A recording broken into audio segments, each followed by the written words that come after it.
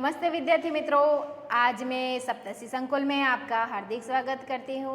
आज की हिंदी की क्लास में हम कक्षा 8 में गद्य पढ़ेंगे। उनका नाम है भरत। तो गद्य छे भरत, वह गद्य पढ़ेंगे और उस गद्य का जो प्रकार है वह कौन सा है, तो वह एकांकी है। भरत एक एकांकी है। उनके लेखक का नाम है राजरमण सिंह। तो विद्यार्थी मित्रों, आप अपना जो पुस्तक है वह पुस्तक का पेज नंबर 36 वह निकालें और पुस्तक में देखें। तो राजा लक्ष्मण सिंह उनके लेखक है, उनके बारे में हम परिचय प्राप्त करेंगे। तो विद्यार्थी मित्रों, यहाँ पे देखिए कि 1926 में आगरा में जन्मे राजा लक्ष्मण सिंह हिंदी, संस्कृत, अंग्रेजी, फारसी, बंगाली और अरबी भाषा भली भांति जानते थे। આપણે જે લેખક છે રાજા લક્ષ્મણ સિંહ, એમનો જન્મ ક્યારે થયો હતો તો 1926માં, અને ક્યાં થયો હતો તો આગ્રાની અંદર। અને તેઓ હિન્દી, સંસ્કૃત, અંગ્રેજી, ફારસી, બંગાળી અને અરબી આ બધી ભાષાઓ જે છે એ ભાષાઓ ખૂબ જાણકાર હતા। इनकी अनेक पुस्तकों का अंग्रेजी और हिंदी में अनुवाद हुआ है। एमनी जे बधी पुस्तकों छे ए पुस्तकों अनुवाद जे छे ए अनुवाद अंग्रेजी और हिंदी में थयो छे।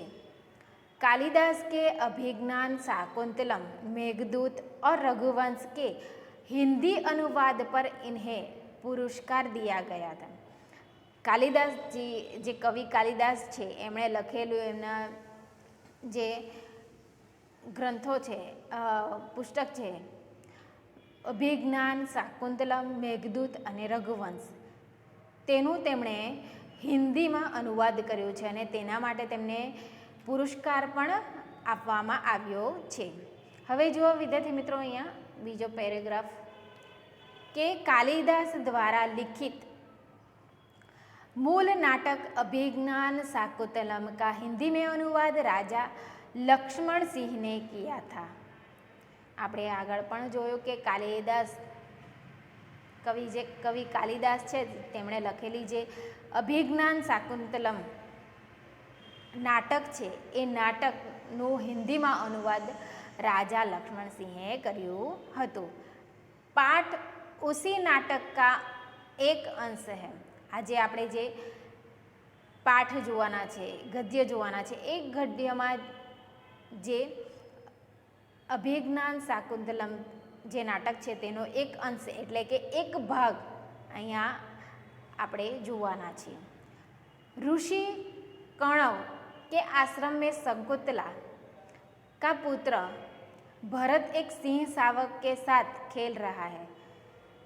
कणव ऋषिનું જે આશ્રમ છે તે આશ્રમની અંદર શકુંતલાનો જે પુત્ર છે ભરત, તે એક સિંહના બચ્ચા, શાવક એટલે કે સિંહના બચ્ચા સાથે રમત કરી રહ્યો છે। તે એક પ્રસંગ અહીંયા નિરૂપવામાં આવ્યો છે। आश्रम में रहने वाली दो तपस्वी बालक को रोकने का प्रयत्न कर रही है। અને એ બાળક એ સિંહના બચ્ચા સાથે રમે છે તો તે બાળકને રોકવાનો પ્રયત્ન ત્યાંની જે તપસ્વીની છે એ તપસ્વીની તેને રોકવાનો પ્રયત્ન કરે છે, તે બાળકને રોકવાનો પ્રયત્ન કરે છે। राजा दुष्यंत छुपकर इस मनोहर दृश्य का आनंद ले रहे हैं। અને આ બધું જે બાળક એ સિંહના બચ્ચા સાથે રમે છે તો એ બધી ક્રિયાઓ છે એ રાજા દુષ્યંત છે એ સંતાઈને એ દૃશ્યને નિહાળે છે। બાલક के प्रति सहज आकर्षण से वे रोमांचित है। અને બાળકની એ વૃત્તિ, સિંહના બચ્ચા સાથે રમવાની જે વૃત્તિ છે એ જોઈને એ બાળકની જે સ્નેહવૃત્તિ છે એ નિહાળે છે। ઉસે રહા નહીં ગયા ઓર વે બાલક કે પાસ પહોંચ ગયા. અને પછી તે જોતામાં એનાથી રહેવાય નહીં તો એ બાળકની પાસે પહોંચી જાય છે. ઉસે ગોદ મેં ઉઠાકર પ્યાર કિયા, અને પછી એને વહાલ કરે છે, ગોદમાં ઉઠાવી લે છે અને એને વહાલ કરે છે. વે સોચને લગે કાશ યહ બાલક મેરા પુત્ર હોતા. અને પછી એ રાજા દુષ્યંત જે છે એ બાળકને લઈને વિચારે છે કે કાશ આ બાળક મારો પુત્ર હોત. તે दोनों तपस्वियों की बातचीत से उन्हें पता चला कि यह बालक उन्हीं का पुत्र है. અને પછી બંને તપસ્વીની જે છે એ એકબીજા સાથે વાતચીત કરે છે અને એ વાતચીત દ્વારા તેને જાણ પડે છે કે જે પુત્ર છે ભરત, એ ભરત રાજા દુષ્યંતનો જ પુત્ર છે. યહ જાણકર વે ખુશી સે ઝૂમ ઉઠે. અને તે એમને ખબર પડે છે કે આ પુત્ર મારો જ છે અને એ પછી એ ખુશીના મારે ઝૂમવા લાગે છે, ખુશ થઈ જાય છે. હવે જોઈએ આપણે આ જે ગદ્ય છે એના જે પાત્ર છે એ બાલક, એટલે બાલકનું નામ શું છે? ભરત. તપસ્વીની એટલે કે પહેલી તપસ્વીની, બે તપસ્વીનીઓ છે એટલે કે પહેલી અને દૂસરી. રાજા, રાજા કોણ છે? દુષ્યંત. આ એમના પાત્ર છે. હવે આપણે જોઈએ દ્રશ્ય. વિદ્યાર્થી મિત્રો, એક બાલક સિંહ કે બચ્ચે કો ઘસીટતે હુએ લાતા હૈ. અને આપણે જોયું ને એક કયો બાળક તે, હા તો એ બાળક શું કરે? સિંહનું જે નાનું શાવક એટલે કે બચ્ચું, તેને એને ખસેડીને લાવે છે. ઓર દોનો તપસ્વીનિયા ઉસે રોકતી હુઈ આતી હૈ. રાજા દુષ્યંત પેડ કી ઓટ સે ઇન્हें દેખ રહે हैं.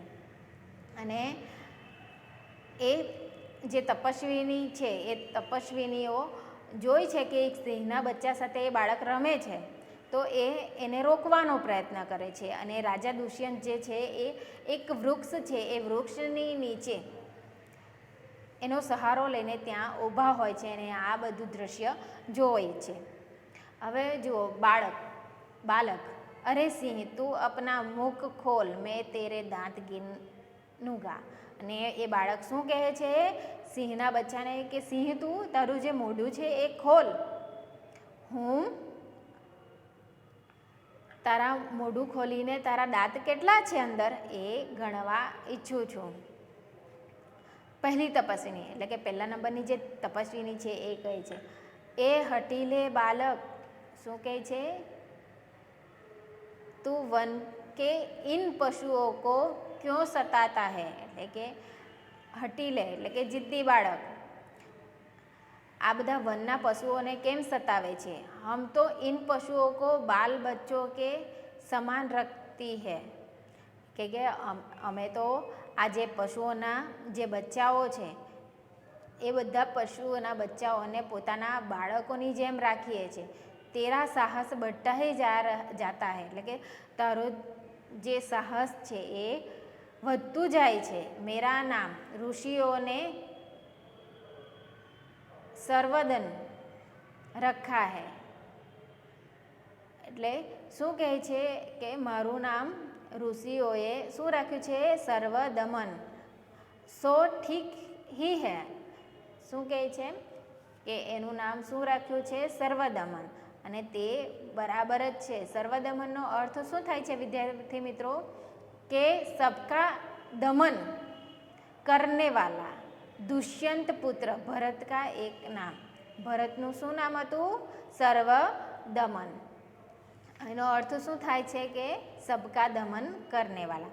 અને શું કહે છે કે ઋષિ મુનિઓએ મારું નામ સર્વદમન રાખેલું છે. તો તેનો અર્થ એટલે કે તે તને બરાબર જ બેસે છે એવું નામ છે. दुष्यंत उनकी बातें सुनकर स्वयं से हाँ क्या कारण है कि मेरा स्नेह इस बालक की ओर उमड़ा सा आता है. અને પછી એ દુષ્યંત સ્વયં એટલે કે વિચારે છે કે શું કારણ છે કે આ બાળકને જોઈને મારો જે પ્રેમ છે એ ઉભરાય છે. તો એનું કારણ શું છે?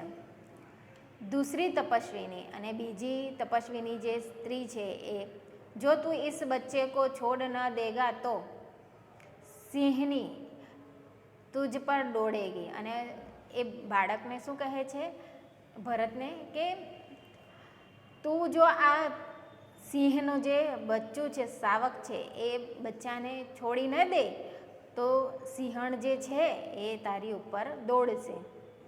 બાલક मुस्कुराकर ठीक है सिंहनी का मुझे ऐसा ही डर है मुँह ચીઢાતા હૈ.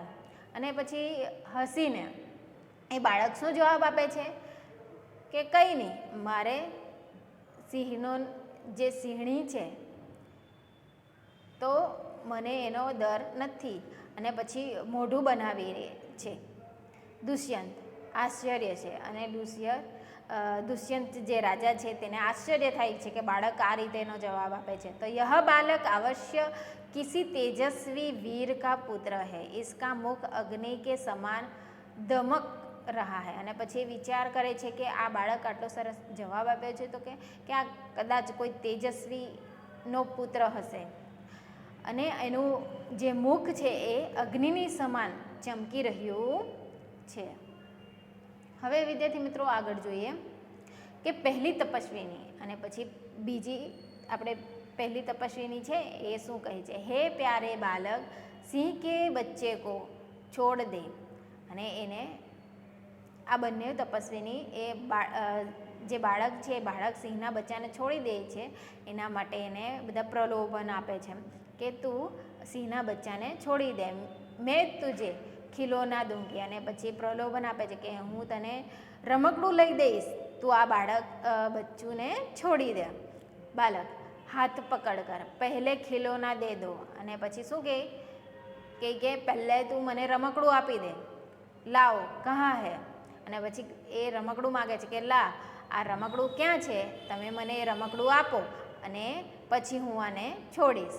दुष्यंत दूर से बालक की हथेली को देखकर स्वयं से आह इसे हाथ में चक्रवर्तियों के लक्षण है, उंगलियों पर जैसा अद्भुत लाल है और हथेली की शोभा प्राप्त कमल को भी लज्जित कर रही है. અને પછી રાજા દુષ્યંત એ બાળક તરફ જોવે છે અને પછી કહે છે કે આ બાળકની હથેળી તો સ્વયં ચક્રવર્તી જે સમ્રાટ છે એના લક્ષણો છે આ બાળકની અંદર. અને એની આંગળીઓ પર અદ્ભુત જાલ છે અને હથેળી બી જેમ કોમળ છે અને એ લજ્જિત કરી રહી છે.